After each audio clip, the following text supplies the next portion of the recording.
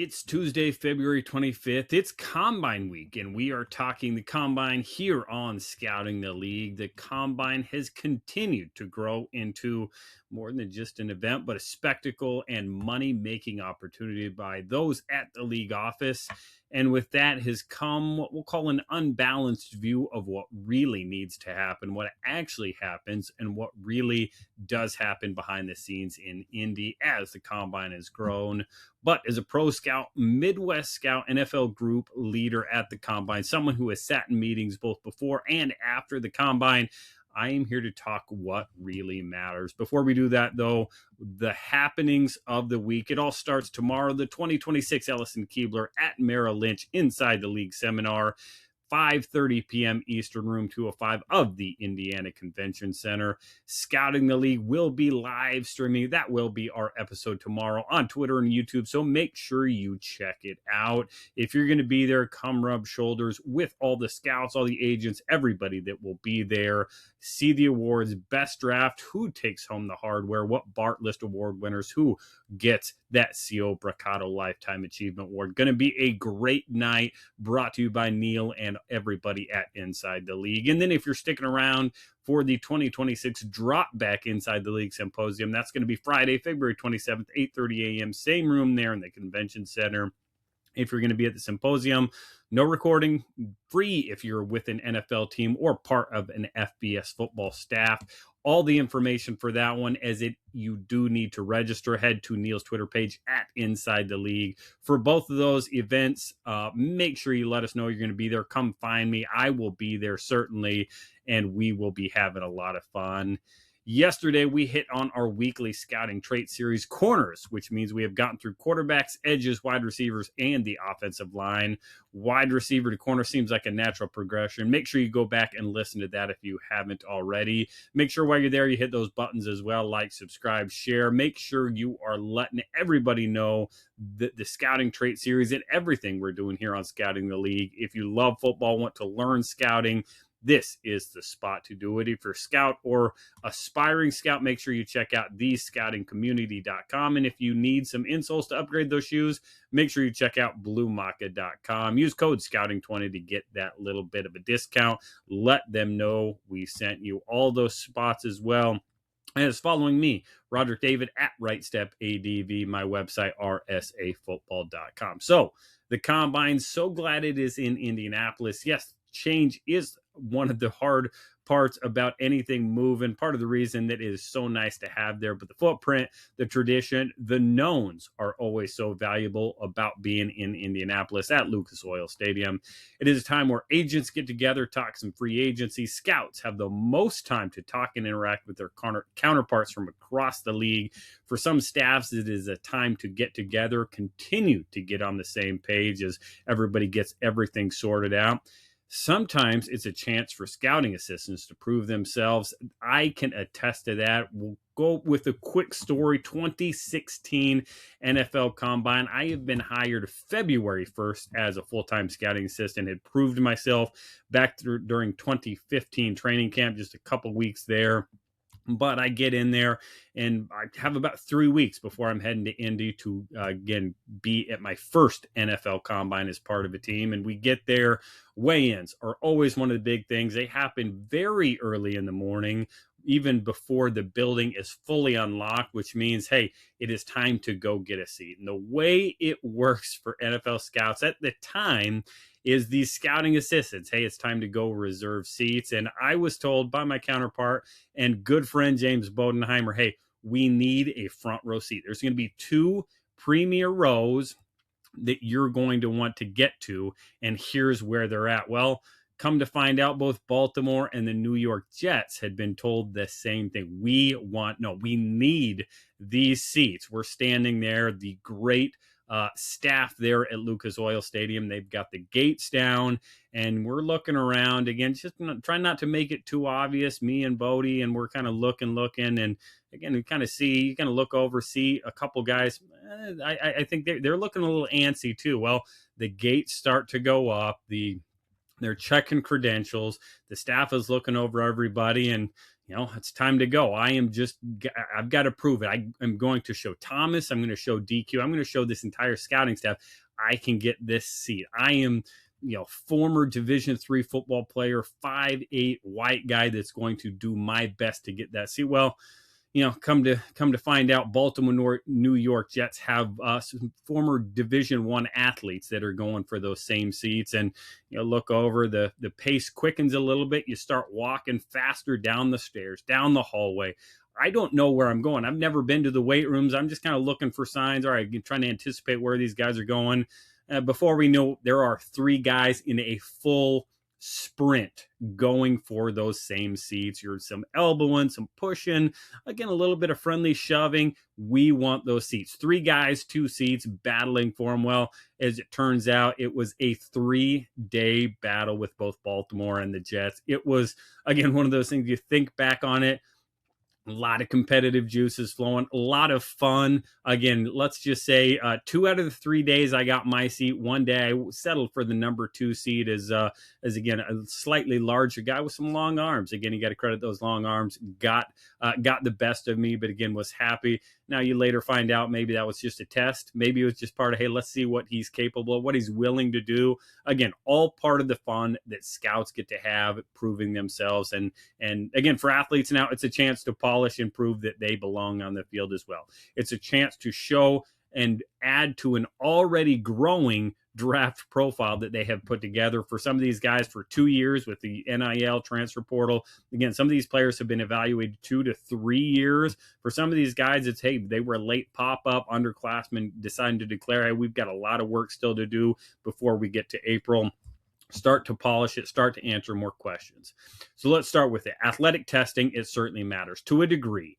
Interviews matter for some guys, but again, so much more needs to happen, again, for everything. Let's start with the medical. The medical, we all know it is so important, and for scouts, it can be breath-holding time.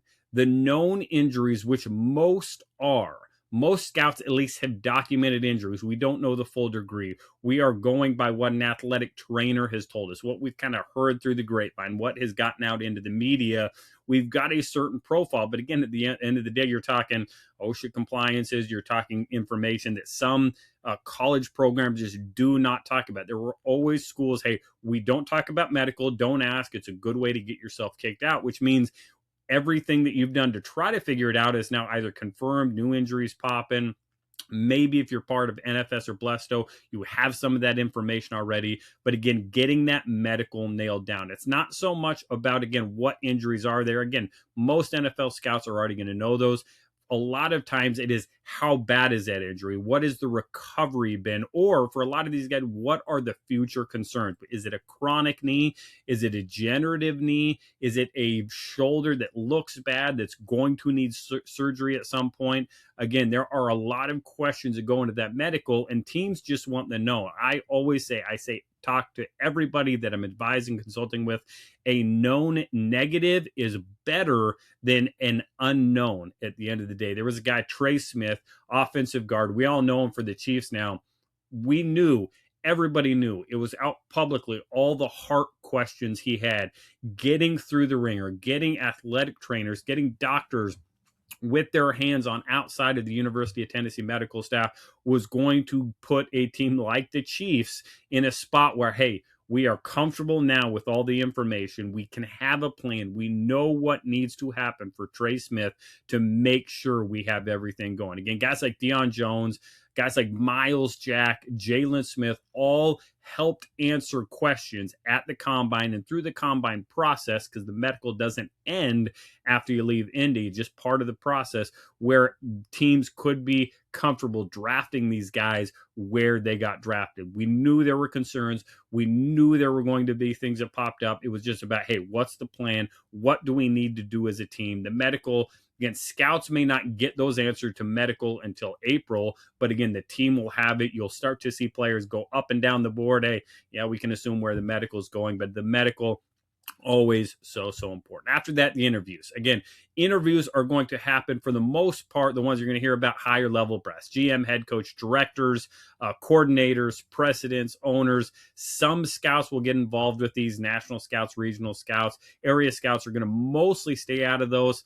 again, I would argue a loss of development for some of these scouts. Get some good scouts in there, getting them listening. But again, interviews are going to be important. Again, we'll talk about it again. The known, doing what's expected. When you sit down in an interview, NFL teams have had profiles. We've read all this stuff. We've heard from all these sources. Now we want to get to know you. We want to get to know the players. We want to hear it come out of your mouth. We want to see the person that you are. Be who you are expected to be. Have some personality. Be the guy you are in your meeting room. It's something that I talk about with all the draft interview prep I do. If you are who you're expected to be, not someone else, not a robot that's been trained wherever you're at by someone who says this is what you need to look like. No, again, be who you are, be the person that your college program talked about. That is going to put the best foot forward. Now, there's plenty of things you can do, X's and O's, again, things to frame the right way, all that kind of stuff. But the interviews are important. And again, you get into the train station, get the interviews that are a little bit more informal. Again, all important to, again, just have that rapport, develop that, again, be the guy that you are in your team meeting room. On-field testing, again, this is the one that really has gotten blown out of proportion, because at the end of the day, all NFL teams really want is to do what is expected. We have a profile based on your film. We have grades on all these different traits that we've talked about on our scouting trait series. We've got all this information, again, catapult testing and top speeds and all this stuff. We want you to do what is expected. We want your on-field testing at the combine to match what we have expected and what we've seen on film. Anytime there's a discrepancy, again, that is when teams, scouts go back and have to do more work. Hey, why were his numbers not as good as what we thought based on what is film? Or again, man, his testing numbers were outstanding. We didn't quite see that on film. Again, you start marrying that stuff together. You go back and do more film work. If you're doing what's expected, again, it is just another feather in the cap. It is another check mark on your box. Again, it is all kind of putting into concrete, solidifying that report that you have. That is what you want to do. Everything else that happens at the combine beyond that on-field testing, again, is really, really the valuable information. As a group leader, as somebody that was with an O-line and special teams group, or watching guys on field, or running a position, running a group, running a drill, everything that a scout sees, just like during the fall camp, just like at games, is going to go in a report. Good scouts do an outstanding job observing and adding notes. Are you on time?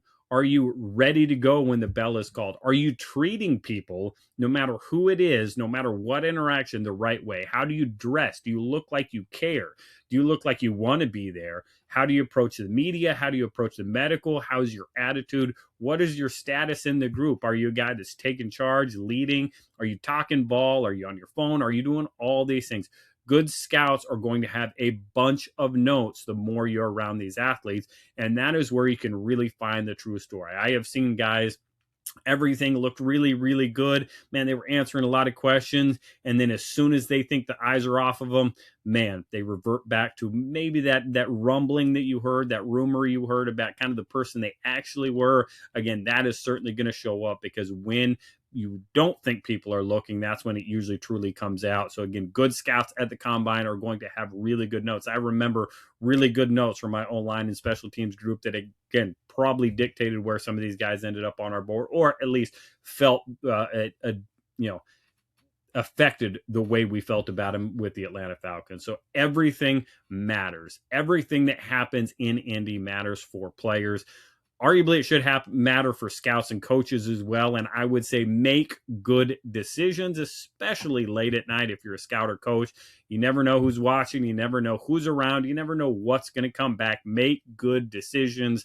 Don't have too much to drink. Don't be making decisions that will come back to bite you, because it can guarantee you they will show up at some point. It can help you. It can hurt you. Without question, everything that happens is in your profile, no matter who you are. Make sure you're doing the right things. What questions do you have at the NFL Combine? Make sure you hit me up at RightStepADV. Happy to answer anything I can, no matter what role you're in. I am on my way to Indy. I will see you soon. In the meantime, though, keep scouting.